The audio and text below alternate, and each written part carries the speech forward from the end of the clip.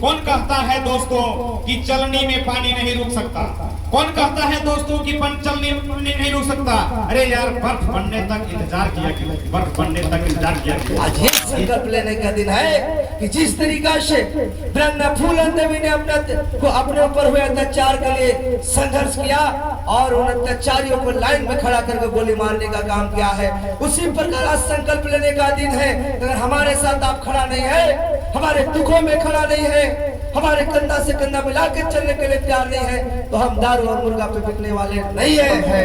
प्रशासन नहीं आएगी, वहाँ जय मिट्टल खड़ा है। सकेंद्र चौधरी के परिवार वाले को नुकसान पहुँचाने से पहले अजय मिट्टल को नुकसान पहुँचाना पड़ेगा। अजय मिट्टल रात भर पुलिस नहीं आई है और इस संकल्प सभा में हम कहना चाहते हैं और आपको भी इसके लिए तैयार रहना चाहिए। जब शासन आपके साथ ना हो, प्रशासन आपके साथ ना हो, तो फूलन देवी की तरह न्याय करने के लिए आपको संकल्प लेना चाहिए। लेकिन ये बात आज जो संकल्प सभा है, ये शहादत दिवस है, श्रद्धांजलि सभा है, इससे हम लोग को क्या सीखने की आवश्यकता है? आज भी ऐसी स्थिति है, हम गरीबी से संघर्ष कर रहे हैं, उत्पीड़न से संघर्ष कर रहे हैं, सामाजिक शोषण का संघर्ष कर रहे हैं। यहाँ तक कि जिन सामंतियों के खिलाफ फूलन देवी ने हथियार उठाने का काम किया था, आज वही सामंती हम सभी के ऊपर भी शोषण कर रहे हैं। इस बात को हमें समझने की आवश्यकता है। समय बदला है, थोड़ी स्थिति परिस्थिति में परिवर्तन आया है, लेकिन जो शोषक वर्ग है, जिसको सामंती का नाम दिया गया है, जो हर समय शोषण करते आए हैं, आज भी वो किसी न किसी रूप में कर रहे हैं। उसी का परिणाम है। खोलना पंचायत के मुखिया यहाँ उपस्थित है। कैसे यहाँ मुखिया बनने के बाद वहाँ सामंती विचारधारा के लोगों को मतलब कि पेट में दर्द होने लगा कि कैसे एक गरीब गुरबा का बेटा, जिसको जो हमारे सामने खड़ा नहीं हो पाया, सब दिन इसके बाप दादा हरवाई करते रहे, आज मुखिया बन गया, प्रणाम करना पड़ रहा है, हमारे बगल में बैठ रहा है। आज सोवरिया का घटना, एक गरीब आदमी को मजदूर जो मजदूरी करता है, लंच में उसको खाने का मौका नहीं दिया जाता है, काम का इतना प्रेशर, काम नहीं करने के बाद हाथ तोड़ दिया जाता है। एक तरफ से घटना को आप देखिएगा तो शोषण करने वाले आज भी वही हैं और शोषक वर्ग आज भी हम हैं। लगातार हम संकल्प लेते हैं, लगातार हम महापुरुषों को याद करते हैं, लगातार हम जयंतियां मनाते हैं, लेकिन हम सीख नहीं पा रहे हैं। और सीखने की बात यह है कि जब तक हम कमजोर रहेंगे, जब तक हम सशक्त नहीं होंगे, जब तक हम संगठित नहीं होंगे, हम पे लगातार ऐसे ही शोषण होते रहेगा। और जिसके भरोसे हम बैठे हुए हैं, वो एक मुक्त दर्शक बन के देखता रहेगा। उसी का परिणाम है ये हासनदाग का घटना। जिस हासनदाग की घटना में अन्याय के विरुद्ध कई हजार लोग सड़कों पे उतरे थे, उस आंदोलन को कुचल दिया गया। उस आंदोलन को कुचलने वाले कौन लोग थे, ये समझने की आवश्यकता है। उसमें हम लोग लाठी खाए, डंडा खाए, लेकिन केस की दिशा ही बदल गई। क्यों? क्योंकि हम अपना संकल्प को भूल जाते हैं। हम संकल्प को भूल जाते हैं। करारा छोड़ देने की जगह पे हम उनको धरती पे उठाने का काम करते हैं। मुझे याद है जिस दिन हासनदाग की घटना हुई थी, यही थे माननीय मिथिलेश कुमार ठाकुर जी, तत्कालीन उस समय के विधायक, पूर्व विधायक जो विपक्ष में थे, माननीय सत्येंद्रनाथ तिवारी जी। इस क्षेत्र में लगातार राज करने वाले हमारे राजा साहब माननीय गिरिनाथ सिंह जी, कोई गरीब के पक्ष में खड़ा नहीं हुआ। आज देखिए जंतर मंतर पे लाठियां बरसा रही है भाजपा की सरकार। बांजू जी जो मरणासन पे है, भूख हड़ताल पे है, उनको छुड़वाया गया। उनका एक स्टेटमेंट बहुत अच्छा लगा कि जितने भी आंदोलनकारियों पे आपने केस करने का काम किया है, जेल में डालने का काम किया है, किसी पे मुकदमा नहीं होना चाहिए, किसी को जेल में नहीं जाना चाहिए। ये होता है एकता की ताकत। लेकिन इसके लिए कौन बोलने वाला है? कोई बोलने वाला नहीं है। हरिंदर जी, विश्वास नहीं करिएगा, 37 दिन के बाद जेल से जब हम निकले, उसके दूसरे दिन ही ब्रह्मरिया में संजय सिंह के द्वारा एक वहां शेड्यूल कास्ट के जो पीडीएस डीलर थे, उनको दिन दहाड़े गोली मार दी जाती है। गोली मार दी जाती है, ब्रह्मरिया चौक जाम होता है। हमको भी बुलावा आता है प्रखंड से, हम लोग 1-2 लोग जाते हैं। हमारे घर वाला मना किए, अभी तो जेल से आयल बड़ा फिर जात बड़ा आंदोलन में, इसलिए अगर आंदोलन में जेल जाने से अगर डरने लगे, लाठी खाने से अगर डरने लगे, अगर हत्या होने से अगर डरने लगे, तो आवाज कौन देगा गरीबों के? कौन लड़ेगा? जिनको हम अपना मसीहा मान रहे हैं वो तो मुकदर्शक बन के बड़े खड़े हुए हैं। इसलिए वहां भी गए और उसमें और हादसा की घटना में एक बात समझ में आई, वहां मात्र 200 से 250 लोग होंगे मुखिया जी, यहाँ 5000 लोग होंगे।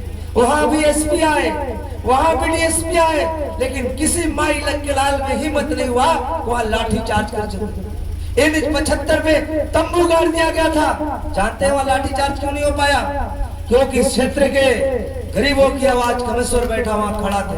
हमारी पार्टी के, बहुजन समाज पार्टी के लोकप्रिय नेता, उस क्षेत्र के लोकप्रिय नेता राजन मेहता खड़े थे, शत्रुघ्न कुमार शत्रु वहां खड़े थे और भी गणमान्य लोग थे। किसी की हिम्मत नहीं हुई इनके सामने जो लाठी चार्ज कर सके, इसको शोषण कर सके। इसलिए मेरा कहना है मेरे भाई, इस लोकतंत्र में जनप्रतिनिधि, जनता की आवाज जो होता है वो जनता के दुख में खड़ा होते हुए दिखना चाहिए। ये सब चीज को हम लोग भूलते भूलते पुनः भी रामपुर में घटना हो गई। दिन दहाड़े सामूहिक हत्या करने का प्रयास किया गया है, नाबालिग को गोली मारी गई है। आप लोग जानते होंगे इस क्षेत्र में उदय हलचल को, जो इस मिशन गायक है भोजपुरी के, इस क्षेत्र के बहुत अच्छे कलाकार हैं, उनके लड़का को हम लोग चंदा करके बचाए थे बहुत पहले, आज के 4 साल 5 साल पहले। बहुत स्वास्थ्य खराब था, उस बच्चे को किसी तरह चंदा करके बचाया गया है। लेकिन आप देखिएगा कि उस अंधाधुंध फायरिंग में उस बच्चे को 5 गोली लगी है, 3 गोली पेट में और 2 गोली कंधा में।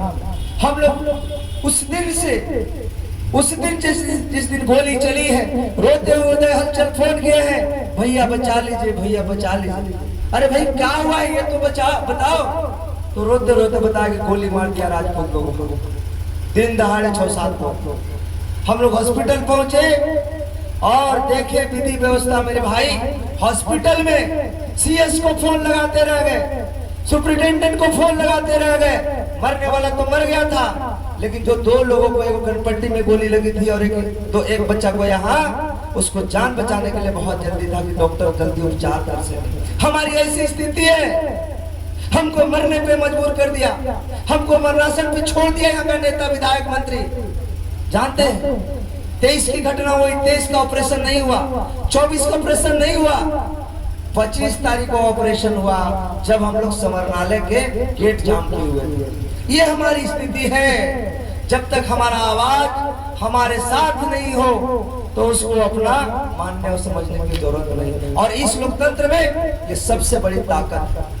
आपको मालूम है, चाहे खोलरा में घटना हुआ हो, चाहे सवरिया में घटना हुआ हो, चाहे रंका पंचायत में घटना होती है, चाहे मेराल में, रामपुर में हुआ है, ये सब गोली के और बंदूक के दम पे हुआ। आज 50 सालों से माननीय गिरिराज सिंह के जमाने से आप देखिएगा तमाम ऐसे सामंती शक्तियों को हथियार देने का काम किया है, जिससे गरीबों को डराया जाए, गरीबों को धमकाया जाए। आप काउंटिंग करके देख लीजिए पूरे गढ़वा जिला में, गढ़वा विधानसभा में गरीब गुरबा को अपने आत्मरक्षा के लिए कितना लाइसेंस दी गई है। हमने 2 बार लाइसेंस अप्लाई किया है, लेकिन आज तक लाइसेंस मुझे नहीं मिल पाया। जानते हैं क्यों? क्योंकि हमारा कोई पैरविकार नहीं है। इसलिए मेरा कहने का मतलब है, बहुत ज्यादा नहीं बोलना है, कि हम सभी को संगठित रहना पड़ेगा। संगठित नहीं रहिएगा, कटिएगा, अपने बारी का इंतजार नहीं करेगा। आप सभी समझ रहे हैं, पूरे पलामू मंडल के नेता लगातार मीडिया, सोशल मीडिया पे हमले हो रहे हैं, लेकिन कोई बोलने के लिए तैयार नहीं है। क्यों? वोट बैंक खराब हो जाएगा।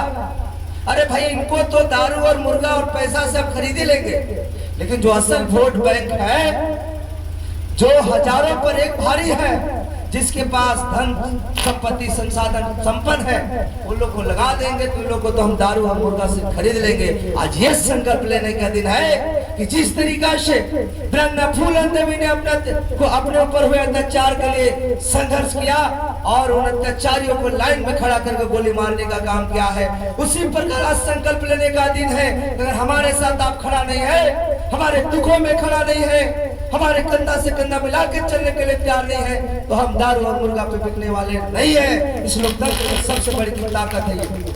इस बात को समझने की आवश्यकता है। बहुत ज्यादा नहीं बोलेंगे, वक्त बहुत ज्यादा है और हमें थोड़ा सा समय काट के मिला हुआ है, इसलिए कि रामपुर में भी ये शहादत दिवस का कार्यक्रम रखा गया है। क्योंकि आप लोगों को मालूम है, आप लोगों में से बहुत सारे लोग, अधिकतर लोग 5 जून को जो माले के नेतृत्व में रामपुर चलो को नारा दिया गया था, तो रामपुर हम लोग नहीं चल पाए शासन और प्रशासन के दबाव की वजह से। और उसके बाद अभी 10 दिन 15 दिन पहले उसी रामपुर में उसी सिकंदर चौधरी के जो मृतक गोली का शिकार हुए, उस सिकंदर चौधरी के पत्नी के मोबाइल पर धमकी दिया जाता है शाम को 7 बजे। ये 7 तारीख की घटना है।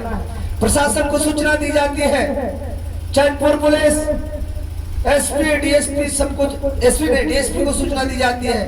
हम लोग सैकड़ों की संख्या में लोग गए, 12 बजे तक वहां रुके, लेकिन दुर्भाग्य समझिए मुखिया जी कि रात भर पुलिस नहीं आई है।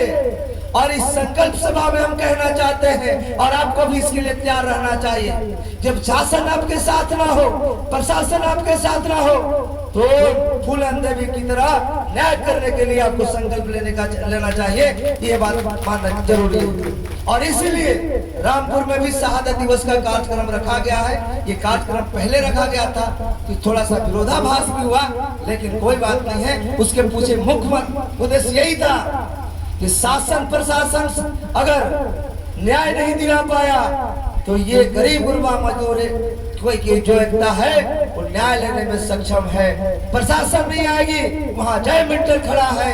सिकंदर चौधरी के परिवार वाले को नुकसान पहुंचाने से पहले अजय मित्तल को नुकसान पहुंचाना पड़ेगा, अजय मित्तल से टकराना पड़ेगा, और अजय मित्तल जैसे हजारों अजय मित्तल से टकराना पड़ेगा।